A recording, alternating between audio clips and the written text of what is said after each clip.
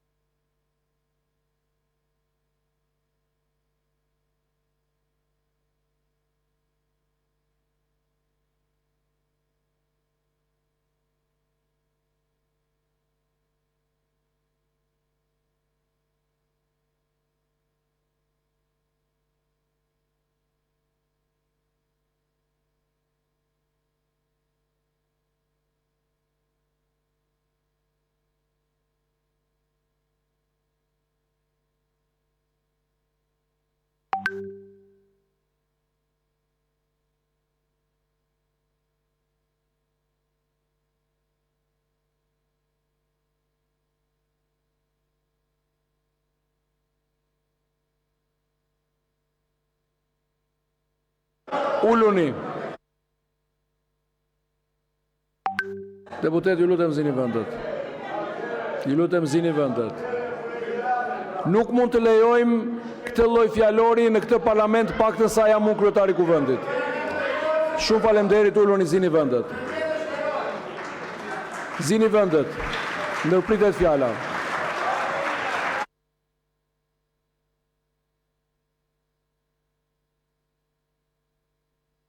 Fjalën e ka Zoti Taulant Balla, kryetari i grupit të Partisë Socialiste. Jo.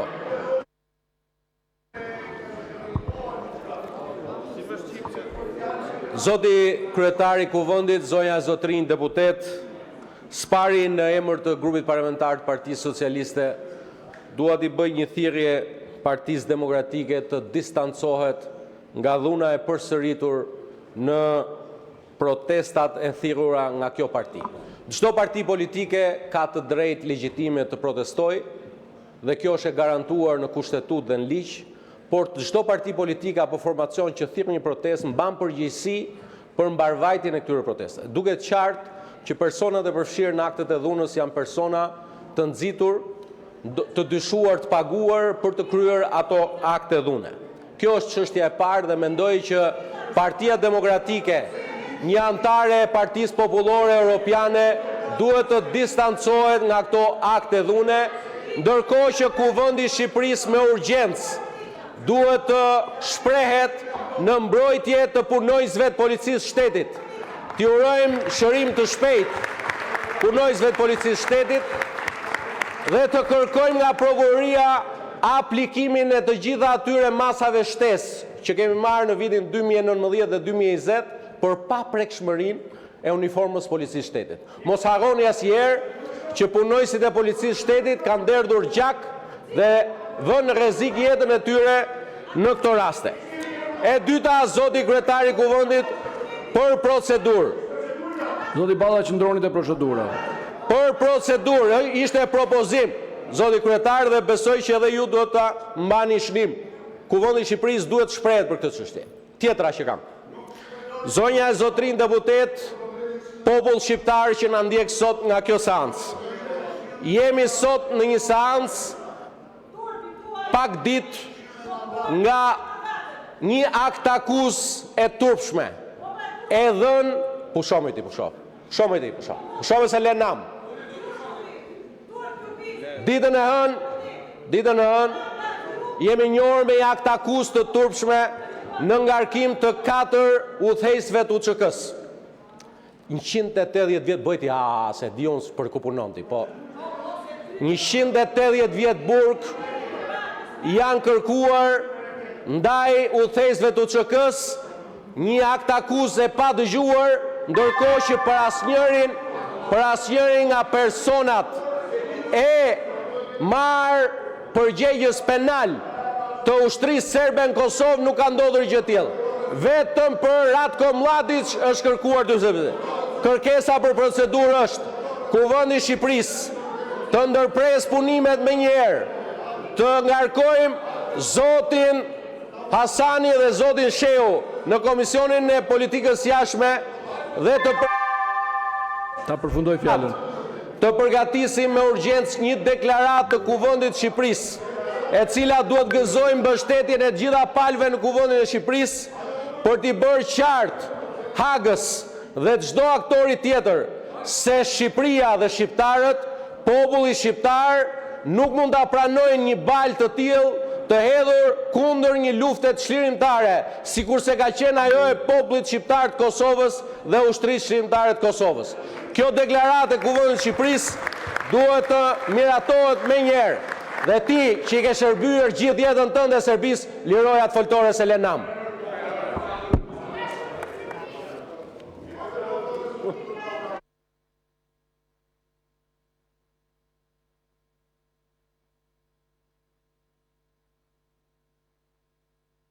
Kemi një propozim nga kryetari i grupit Partisë Socialiste për hartimin e deklaratës që ngarkon dy deputet nga 2 krahat për shkrimin e saj. Ndjes. E votojmë, e hedhim në votim propozimin dhe ndërkohë nëse bie dakord vazhdoj puna, vazhdon seanca. Kush është dakord me hartimin e deklaratës, ngarkohen 2 deputetët, zoti Hasani dhe zoti Tritan Shehu. Do punojnë dhe të na sillen deklaratën. Nëse do bëjmë dakord, do ta miratojmë. Kush është kundër? Abstenim nuk ka, atëherë miratohet. Zoti Hasani dhe zoti Shehu të punojnë për deklaratën, ndërkohë ne vazhdojmë punimet. Fjalën për procedurë ka kërkuar zoti Erald Kapri. Zoti kryetar, të lutem shumë respektoni rregulloren e kuvendit. Duhet të respektojmë opozitën. Zini vendet do ta marrë fjalën për replikë, po jo me forcë në duhet të respektojmë opozitën. Fjala nuk merret me forcë në këtë parlament. Uluni në vend dhe do t'ju jap fjalën për replikë. Uluni në vend. Ndërkohë fjalën procedurë ka zoti Kapri. Ndjes zoti Kapri. Zoti kryetar, unë nuk mund të vazhdoj kështu nëse ju nuk respektoni opozitën. Zoti kryetar, ju lutem respektoni opozitën në këtë parlament dhe nuk mund të ketë seancë normale sa kohë ju nuk jepit një fjalë për replikë. Duhet ta respektojmë këtë gjë, ju lutem. Edhe pastaj më dishni edhe mua të drejtën për procedurë këtu, ndërkohë që doja të flisja për protestën e banorëve të Rjollit dhe të Durrësit që kanë ardhur para parlamentit sot, të cilët kërkojnë respektimin e të drejtës së pronës. Banorë shekullor, tani ju lutem respektoni parlamentin, respektoni dhe opozitën, se ne nuk mund të bëjmë seancë plenare në këto kushte. Komplet mungesë transparence. Tani e kërkoi zoti Berisha për procedurë, për replikë, jepjani ta marrun për procedurë, të lutem shumë. Okej, kjo është fjala juar procedurë. Zonja Zhupa për procedurë.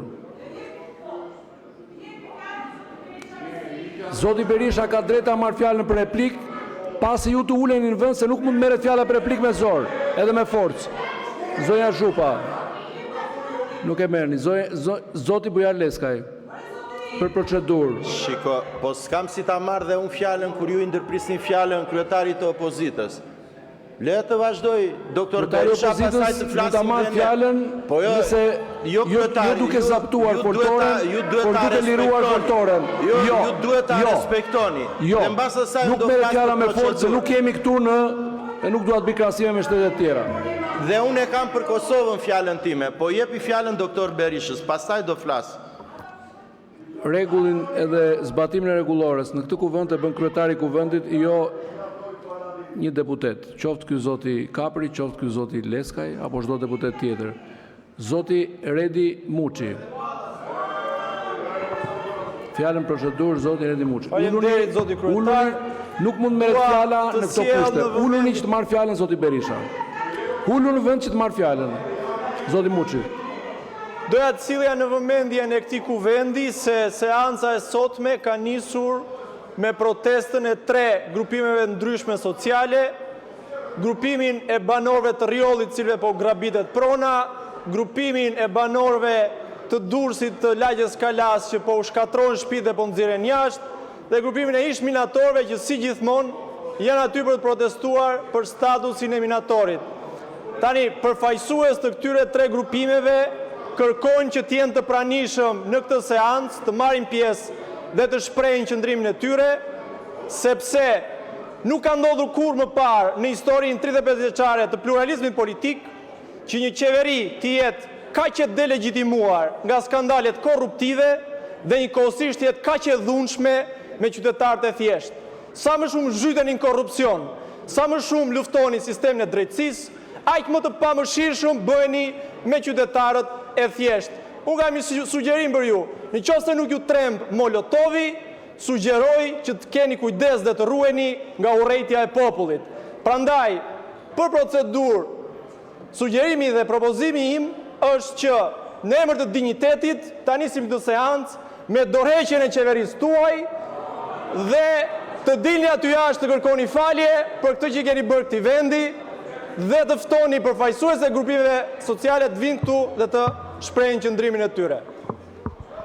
Faleminderit. Atëherë 5 minuta pushim derisa të rivendoset rendi në sallë. 5 minuta pushim. Faleminderit. Kryetarët e grupeve parlamentare, nëse dëshirojnë për një konsultim të zyra tani gjatë minutave të pushimit. Faleminderit.